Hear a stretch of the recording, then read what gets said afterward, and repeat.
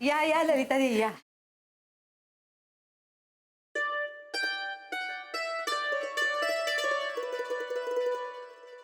खरंच बरं झालं तुम्ही आलात. लक्ष्मीपूजनाच्या संध्याकाळी अचानक घरात आलेली सवाष्ण म्हणजे साक्षात लक्ष्मीच असते असं म्हणतात. म्हणूनच वच्ची मावशी ठिय्या देऊन आहेत का इथे? अगं मी घरचीच आहे. तुम्ही कोणाच्याही घरी गेलात तरी त्या घरच्याच होऊन जाता वच्छी मावशी. भाग्य लागतं भाऊजी त्यासाठी. असेल. मी विसरून जायच्या आधी पैसे.